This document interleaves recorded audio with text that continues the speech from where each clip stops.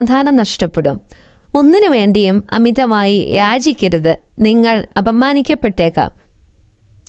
സാധ്യതയുള്ള വിത്തുകൾ നട്ടുപിടിപ്പിക്കുകയും നന്ദിയോടെ നനയ്ക്കുകയും ചെയ്യുന്ന ഒരു പൂന്തോട്ടമായി നിങ്ങളുടെ ജീവിതം മാറ്റുക. മറ്റുള്ളവർ നിങ്ങളെക്കുറിച്ച് എന്താണ് ചിന്തിക്കുന്നത് എന്നത് പ്രധാനമല്ല, നിങ്ങളെക്കുറിച്ച് നിങ്ങൾ ചിന്തിക്കുന്നതെല്ലാം അർത്ഥമാക്കും.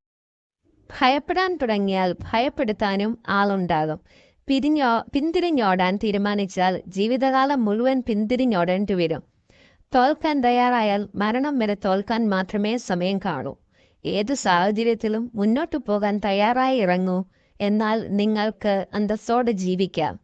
ദൃഢനിശ്ചയം ചെയ്തവർക്ക് എന്തിനേയും മറികടക്കാൻ കഴിയും. നിങ്ങൾക്കത് സ്വപ്നം കാണാൻ കഴിയുമെങ്കിൽ നിങ്ങൾക്കത് ചെയ്യാനും കഴിയും. ആത്മവിശ്വാസമില്ലാതെ വിജയത്തിന്റെ ദിശയിലേക്ക് ഒരു പടിയും നീങ്ങാൻ കഴിയുകയില്ല. ജീവിതത്തിൽ ഉന്നത വിജയം കൈവരിച്ചിട്ടുള്ളവരെല്ലാം നിരന്തരമായ പരിശ്രമവും ആത്മവിശ്വാസവും സാഹസികതയും കൈമുതലാക്കി പോരാടിയവരാണ്. താൻ പാതി ദൈവം പാതി എന്ന് കേട്ടിട്ടില്ലേ? പരിശ്രമിക്കുന്നവരെ മാത്രമേ ദൈവത്തിനു പോലും എന്തെങ്കിലും സഹായിക്കാൻ കഴിയൂ. എവിടെയാണോ നമ്മൾ തോറ്റത് അവിടെ നിന്ന് ജയിക്കാൻ ശ്രമിക്കണം.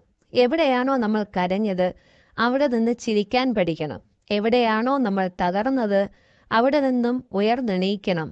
ആരൊക്കെയാണോ നമ്മളെ പരിഹസിച്ചത് അവർക്ക് മുന്നിൽ തലയുയർത്തി നിൽക്കാൻ കഴിയണം. മറ്റുള്ളവരുടെ പരിഹാസങ്ങൾക്ക് തരം താഴ്ത്തലുകൾക്കുമിടയിൽ